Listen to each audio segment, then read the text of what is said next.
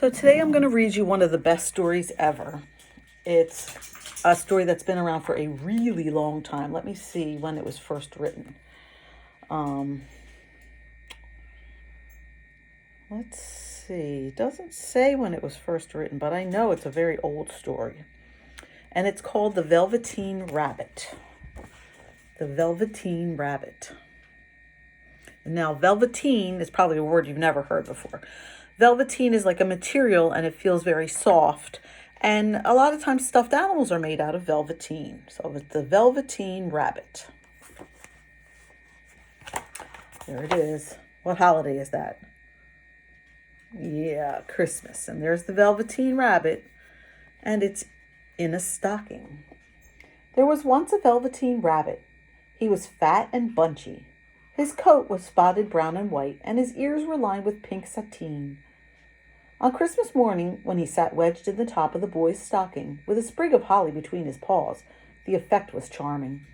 For at least 2 hours the boy loved him, and then, in the excitement of looking at all the new presents, the Velveteen Rabbit was forgotten.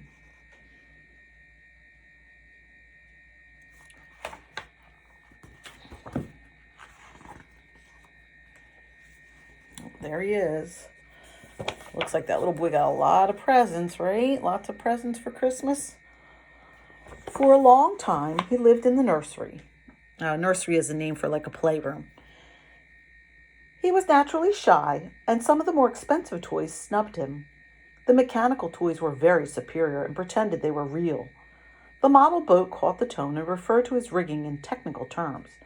Even the jointed wooden lion put on airs. The only person who was kind to him at all was the skin horse, who had lived longer in the nursery than any of the others. Okay, so this is the skin horse, and there's the Velveteen Rabbit. Here's all the children's toys.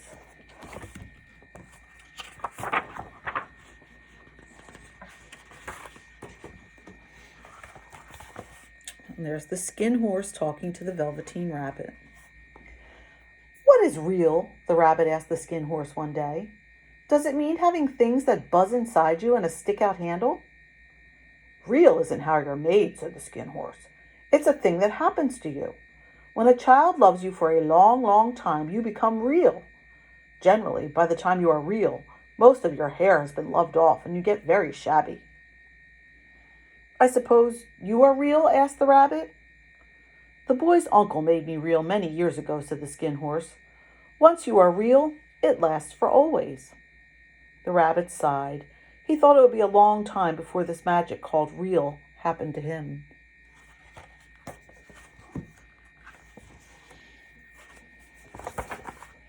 One evening when the boy was going to bed, he couldn't find the china dog.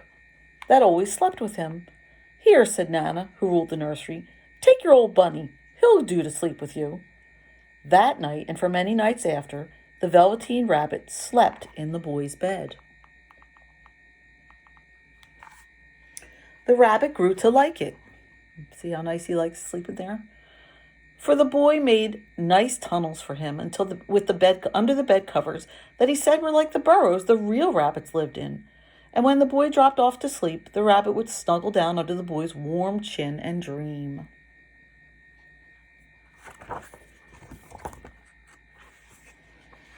The little rabbit was so happy that he never noticed how his beautiful velveteen fur was getting shabbier, and his tail was coming unsewn, and all the pink rubbed off his nose where the boy had kissed him. He's getting all worn out like stuffed animals do when you love them so much. Spring came, and the rabbit had rides in the wheelbarrow. There's the wheelbarrow. And picnics on the grass. Look, he's got a little bib on.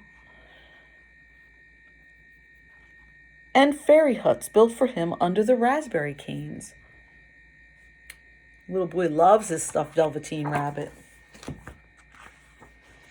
Once, when the boy was called away suddenly, the rabbit was left out on the lawn until long after dusk, and Nana had to come and look for him because the boy couldn't sleep unless he was there. Anybody have a toy like that they sleep with every night? My daughter had a teddy bear that she had to sleep with every night, but some children do, some children don't. Fancy all that fuss for a toy, said Nana. The boy sat up in bed. He isn't a toy, he said. He's real. When the rabbit heard that, he was happy, for he knew that what the skin horse had said was true at last. Okay, so in the boy's eyes, he's real. He's not a fake bunny, he's real. One summer evening,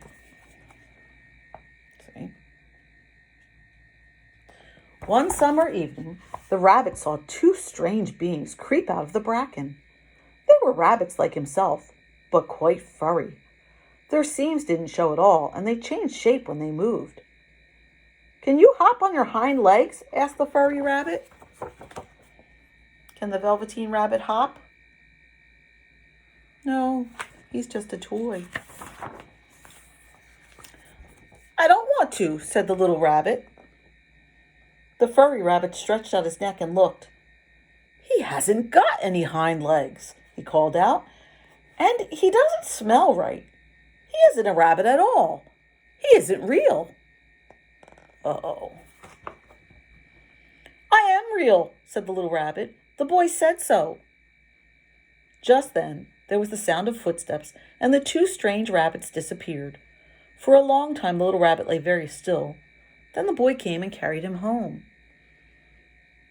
So the boy said he was real, but is he really real? Like a real rabbit? No. One day, the boy was ill. Do you remember what ill means? Ill means you're sick. Very good.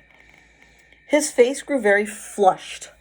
Flushed is when your face gets all red. And the little boy was so hot that it burned the rabbit when he held him close. It was a long, weary time. Why do you think he was so hot? He had a fever. Presently, the fever turned and the boy got better. The doctor ordered that all the books and toys that the boy had played with in the bed must be burned. Oh, they must have germs on them, and so the doctor said they had to burn all the toys and books that were in bed with the boy. And so the little rabbit was carried out to the garden. Nearby he could see the raspberry canes in whose shadow he had played with the boy, and a great sadness came over him. Of what use was it to be loved and become real if it all ended like this? And a real tear, trickled down his shabby velvet nose and fell to the ground. Look at him.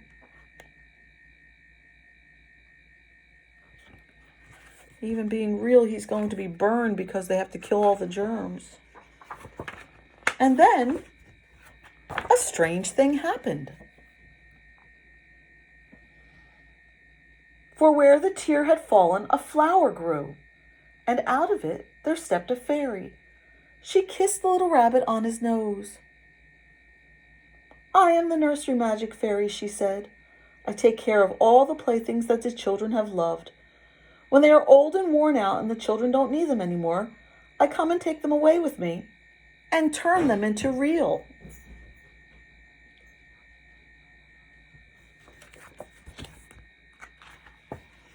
Oh, look, there she is. She's got the Velveteen rabbit with her. Wasn't I real before? Asked the little rabbit. You were real to the boy, the fairy said, because he loved you. Now you shall be real to everyone. And she held the little rabbit close in her arms and flew him into the woods. In the open glade, the wild rabbits danced with their shadows. The fairy kissed the little rabbit again and put him down on the grass. Run and play, rabbit, she said. Which one is he? But the little rabbit sat quite still. He did not know that when the fairy kissed him that last time, she had changed him altogether. He might have sat there a long time, if just then something hadn't tickled his nose, and he lifted his hind leg to scratch it. And he found that he had actually acquired hind legs. Instead of dingy velveteen, he had brown fur, soft and shiny, and his ears twitched by themselves. He is real. He gave one leap And the joy of using those hind legs was so great he went springing about, jumping sideways and whirling around as the others did. And he grew so excited that when he did stop to look for the fairy, she had gone. He was a real rabbit at last, at home with the other rabbits. If you could look, you could see the fairy. There, she's gone. And now he's a real rabbit, just like all the other rabbits. Autumn passed, and winter, and in the spring the boy went out to play in the wood. While he was playing, 2 rabbits crept out from the bracken and peeped at him. There's the boy.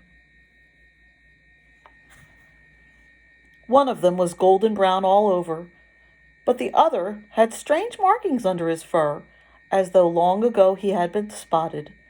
And about his little soft nose and round black eyes there was something familiar, so that the boy thought to himself, "Why, he looks just like my old bunny that was lost when I had scarlet fever." Okay, so he had a very bad sickness, scarlet fever. And there's his bunny with the spots on it. But he never knew that it really was his own bunny, come back to look at the child who had first helped him to be real. See, now, isn't that a nice story? It's a very old story, written by Marjorie Williams and illustrated by Florence Graham. I hope you liked it.